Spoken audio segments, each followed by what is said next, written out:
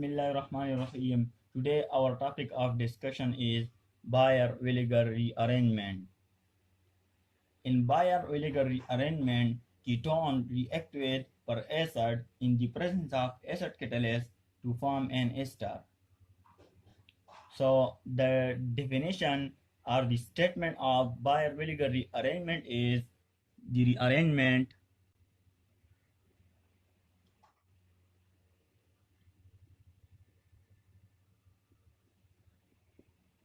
in which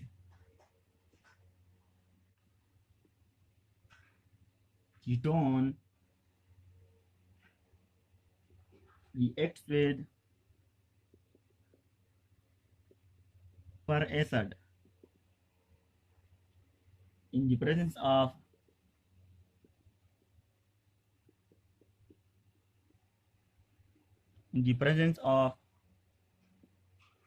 acid catalyst.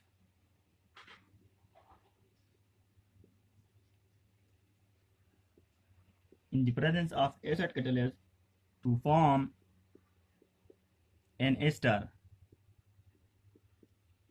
So this rearrangement is known as Bayer-Villiger rearrangement. इसको हम Bayer-Villiger oxidation भी कहते हैं और इसको हम Bayer-Villiger रिएक्शन भी कहते हैं। तो इसमें जो कीटोन होता है, कीटोन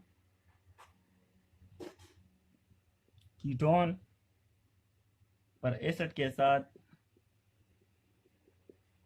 रिएक्शन करता है in the presence of acid catalyst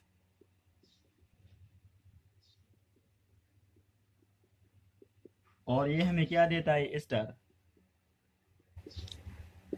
अब ये रिएक्शन एल्डिहाइड में भी होता है और वो जब पर एसिड के साथ रिएक्शन करता है in the presence of acid catalyst तो वो हमें क्या देता है,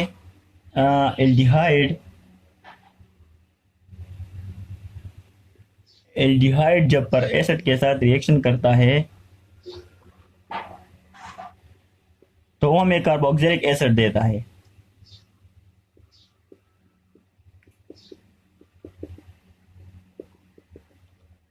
बट ये रिएक्शन कीटोन में ज़्यादा इम्पोर्टेंट है एज कम्पेयर टू एल्डिहाइड, क्योंकि ऐसे बहुत से रिएजेंट हैं जिनको रिएक्ट करके हम कार्बोक्सिलिक एसिड ऑब्टेन कर सकते हैं, लेकिन जब कीटोन को हम पर एसिड के साथ रिएक्ट कराते हैं in presence of acid catalyst तो ये हमें एक डिफरेंट प्रोडक्ट देता है, जिसकी वजह से ये रिएक्शन कीटोन में ज़्यादा इम्पोर्टेंट है एज कम्पेयर टू एल्डिहाइड। सो इसी वजह से हम यहाँ पर मैकेनिज्म ऑफ कीटोन, सिर्फ कीटोन का जो मैकेनिज्म यहाँ पर डिस्कस करेंगे। तो अब इस रिएक्शन का जो मैकेनिज्म है इसको हम डिस्कस करते हैं। सबसे पहले हम रिएक्शन को लिखते हैं यहाँ पर।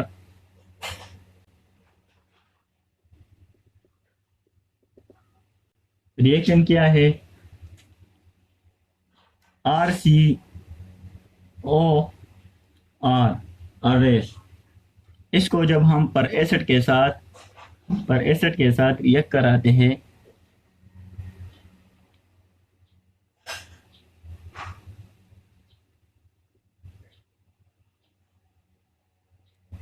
तो यह हमें क्या देता है, एस्टर देता है।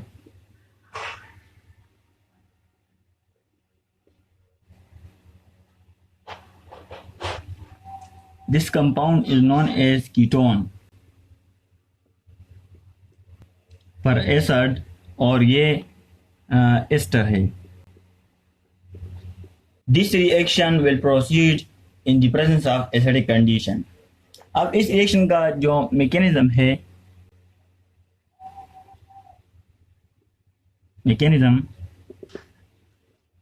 यहाँ पर हम किस चीज को लेंगे, कीटोन को, RC डबल बॉन्ड O और यहाँ पर R डैश।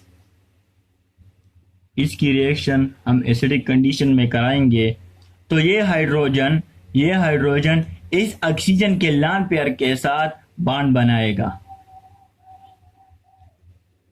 तो as a result we obtain compound like this O+H। अब इस ऑक्सीजन पर पॉजिटिव चार्ज क्यों आया, क्योंकि इस ऑक्सीजन ने अपने लोन पेयर के इलेक्ट्रॉन को डोनेट कराया है, इस वजह से इस ऑक्सीजन पर पॉजिटिव चार्ज आया है। और यहाँ पर आर डैश। अब इसके बाद ये ऑक्सीजन पर जो पॉजिटिव चार्ज है, इसको ओवरकम करने के लिए ये वाला बॉन्ड, ये वाले बॉन्ड के, इस वाले बॉन्ड के जो इलेक्ट्रॉन है वो ऑक्सीजन एटम की तरफ शिफ्ट हो जाएंगे। तो RCOH, अब यहाँ से पॉजिटिव चार्ज का खात्मा हुआ है और हमारे पास जो कंपाउंड आया है वो RCOH R डैश। तो ये बॉन्ड जब यहाँ पर शिफ्ट होता है तो इस कार्बन एटम पर कौन सा चार्ज आता है? Positive charge. और यहाँ से पॉजिटिव चार्ज खत्म हो जाता है।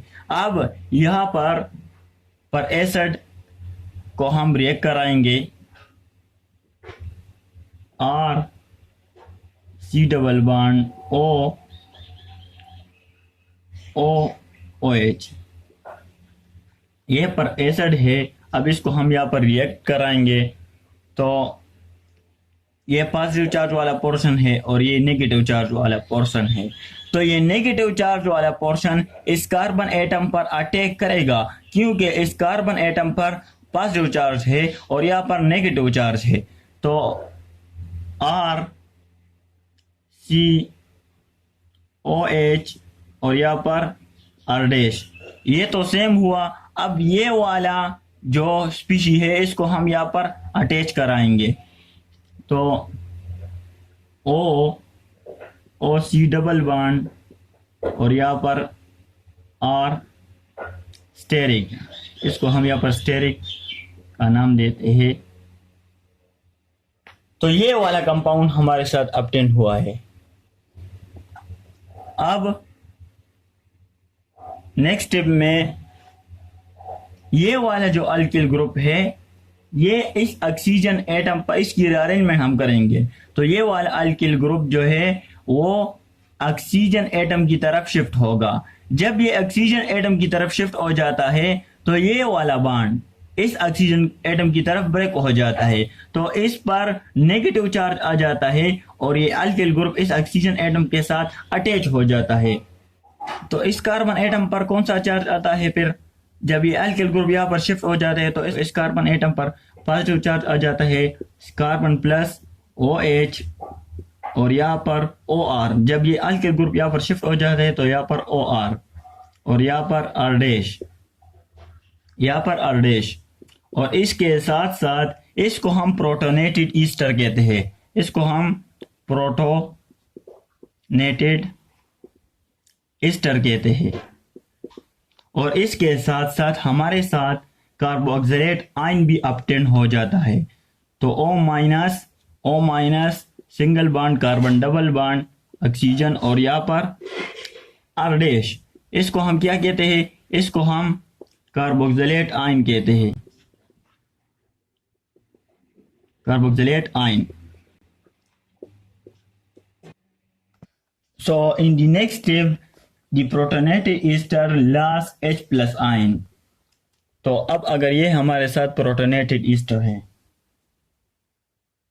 कार्बन प्लस OH और यहाँ पर OR, यहाँ पर R डैश। अब यहाँ से ये H प्लस आयन लॉस होगा, ये H प्लस की सूरत में यहाँ से निकलेगा।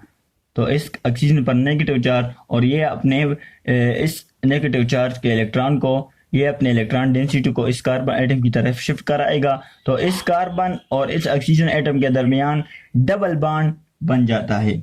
तो कार्बन डबल बॉन्ड,